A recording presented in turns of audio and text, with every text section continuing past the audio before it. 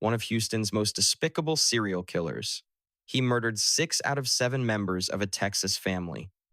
The only survivor was a 15-year-old girl who managed to stay alive by playing dead, even after being shot in the head. The killer had no intention of stopping. There he planned to murder even more people on his list. However, the girl's quick thinking and presence of mind ultimately prevented further tragedy. Before we dive into today's case, thank you for clicking on this video. Feel free to leave your thoughts in the comments below.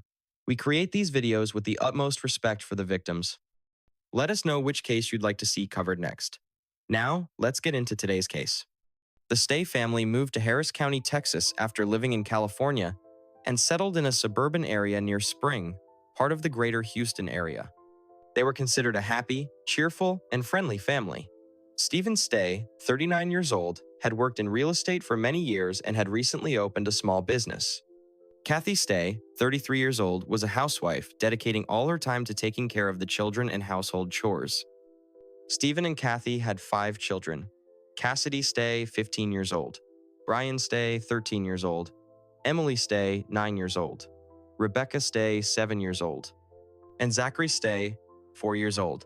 They were all very cheerful and lively. Their family often had joyful weekend gatherings together. On the 9th of July, 2014, the 911 dispatcher received a call. The girl on the other end of the line reported, her voice trembling, that her family had been shot. This included her parents and her siblings. She repeated several times that her family had been shot. It seemed like she was doing everything she could to make this call. She spoke while crying heavily. On the 9th of July, 2014, the family had visited their grandmother in the morning. In the afternoon, after returning home, Cassidy's parents went to the bank, leaving her at home with her siblings. There was a knock on the door. Cassidy opened the door and saw a delivery man wearing dark sunglasses, a cap, and a FedEx uniform. Cassidy noticed the man was holding a package in his hand, but she couldn't see his face clearly. She told him to come back another time. A while later, the delivery man knocked again. This time, Cassidy looked more closely and recognized him as Haskell, her Aunt Melanie's ex-husband. She felt genuinely worried because her aunt had divorced Haskell due to his abusive and violent behavior toward her. When Haskell realized that Cassidy had recognized him, he said he wanted to meet Melanie. Cassidy replied that her aunt was not there. Sensing danger, Cassidy tried to quickly close the door, but this angered Ronald. He kicked the door hard, causing her to fall to the floor. He pulled a gun out of his pocket. The package she had been holding was actually a pillow wrapped in tape, intended to be used as a silencer. Everything had been carefully planned. He ordered all the children to lie face down on the floor and tied them up. Haskell kept the children in this position until Stephen and Kathy returned. He did the same with the 2 of them. He pulled out the gun, threatened them, and demanded they tell him where his ex-wife Melanie was. However, both refused to reveal her location. Stephen and Kathy were well aware of Haskell's cruel nature, which had caused Melanie to divorce him and go into hiding.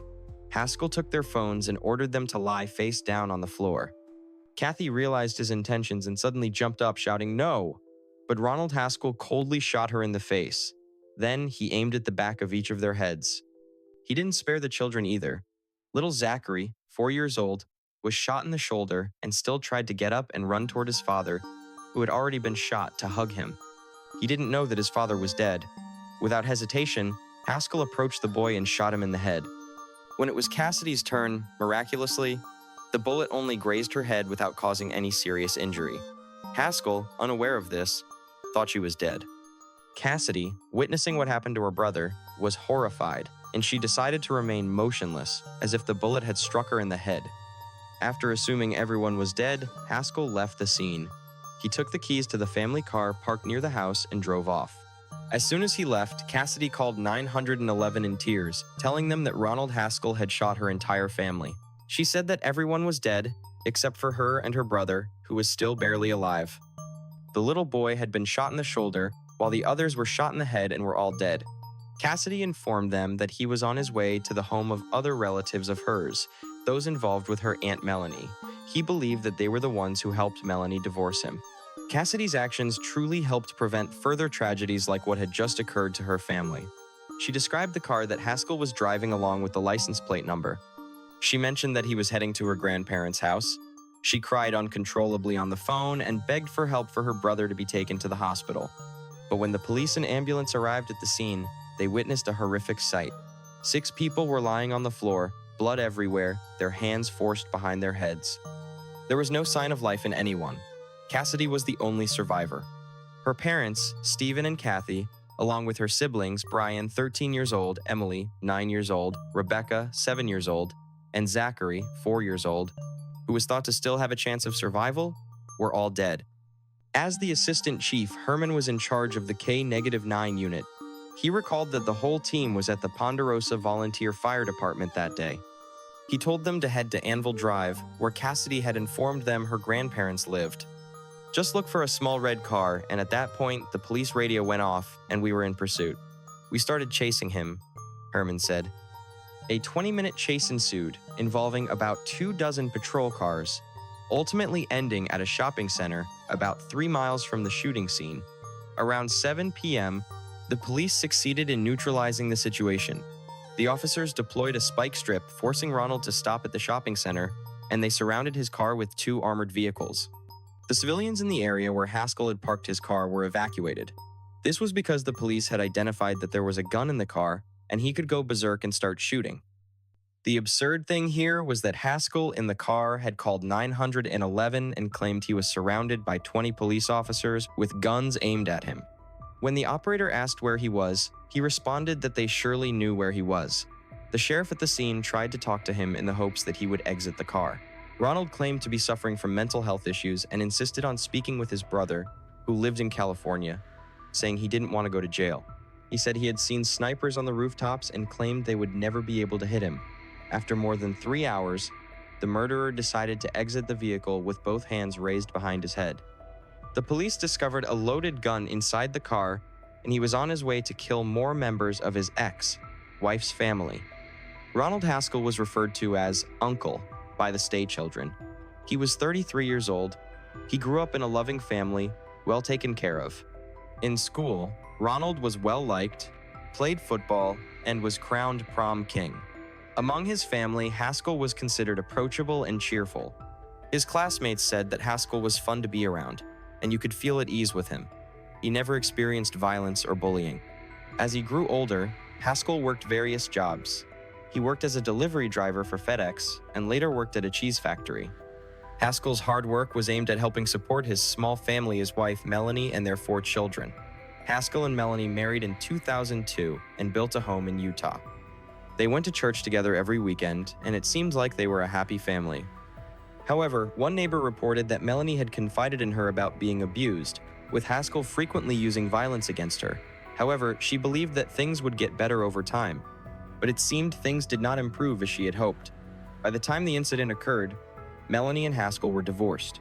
Melanie and Ronald Haskell's divorce was finalized on the 14th of February, 2014. Custody of the children was shared, but Melanie had primary custody. Haskell was ordered to pay $700 a month in child support from his modest salary. He then moved in with his parents in California and was prohibited from contacting Melanie, her family, or the children's school. Haskell was required to undergo a psychological evaluation to assess his emotional stability and ability to communicate with the children, but he never followed through. He also no longer worked for FedEx, though he still kept his uniform. The worrying part was that Melanie noticed their eldest son was beginning to show signs resembling Ronald. She decided to move the children elsewhere, no longer staying in their home in Utah. It was because Ronald did not know where his wife and children were that he became frantic and began searching everywhere, leading to the tragic shooting at the Stay family's home. While living at his parents' house, Haskell began to vent his anger on his family, physically abusing his parents and sister. On the 2nd of July, 2014, when he discovered that his mother, Carla Jean Haskell, was still in contact with Melanie, he attacked her. Haskell forced her into the garage, bound her hands with duct tape, tied her to a chair, and threatened to kill the entire family. After 4 hours of torture, Ronald strangled his mother to unconsciousness and then left. Ronald's sister found Carla and called the police. However, when the police began investigating, Ronald had fled and was later arrested in Texas for the shooting. During the investigation, the police discovered that Ronald did not own a gun. He had stolen a gun from his ex-girlfriend and purchased more than 200 rounds of ammunition at a store. It was also reported that he had spent 2 days stalking the Stay family's house before taking action. Ballistic tests showed that the gun found on him matched the shell casings near the bodies of the murdered family. Additionally, in Ronald's notebook, the police found detailed notes about his murder plan. Initially, he had planned to kill his ex-wife, her parents, and his sister Melanie's family for revenge. This proved that the massacre was not an act of rage. Ronald had meticulously planned the murders for months. Melanie was tormented by guilt over her ex-husband's actions. She could not understand why Ronald had killed her sister's family but spared her, as originally planned. She believed that she was the one who brought such immense misfortune to her sister's family. Ronald was arrested for murder, but according to his lawyer, he claimed he was not guilty for a crazy reason. Ronald's lawyer, Neil Davis, was actually defending him based on his delusional thoughts. They argued that Ronald had been diagnosed with schizophrenia. He claimed that he frequently heard voices telling him to execute Melanie's family. The lawyer said that Ronald had sought help to rid himself of the voices for years, but could not control them.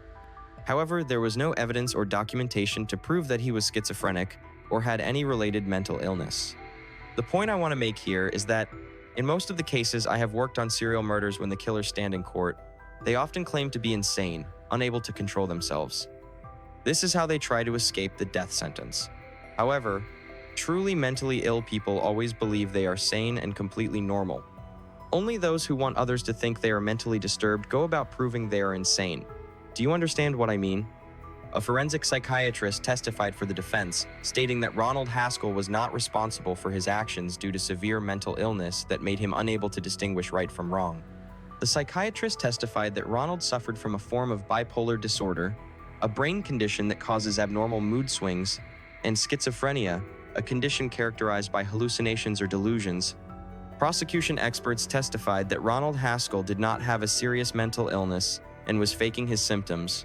They stated that he knew his actions were wrong and had carefully planned the murders. Cassidy was treated at the Herman Children's Hospital and was discharged on the 11th of July, 3 days after the attack. She was recovering well, and her grandparents were representing her. Everyone called Cassidy a little hero, admiring her courage and quick thinking. On the same day Cassidy was discharged, Ronald Haskell also had to appear in court on charges of murder. He appeared worried about this and required assistance with a wheelchair at the trial. The very next day, Cassidy bravely stood before everyone at the memorial service for the Stay family. She thanked everyone and was incredibly positive. She was doing her best. Ronald Haskell did not feel any remorse for what he had done. That's right, not at all. 4 years after the official trial, Ronald Haskell's trial took place. By this time, Cassidy was around 19 or 20 years old. She was strong enough to stand up and point directly at the murderer. She said she hoped he would feel guilty for what he had done. But when she heard that he felt no remorse at all, Cassidy truly felt that the murderer needed to receive the appropriate sentence. She said that when she realized the person standing before her was Ronald, danger immediately flashed in her mind because she knew why her aunt had divorced Ronald. She said it was all because of him. He had so many chances to stop his actions. While waiting for her parents to return, Cassidy had begged him many times to spare her and her siblings. She repeated the names of each of them, hoping Ronald would stop, but it was all in vain. The plan to kill the entire family had been in his mind for a long time. She believed that the claim of him being mentally ill and unable to control his actions was completely unreasonable. There were no voices in his head. He was a violent person. In June 2008, Melanie had gone to the police station to report that she was being abused. Ronald had grabbed her hair and dragged her out of the bedroom. He began to punch her. She ran to the children's room to hide.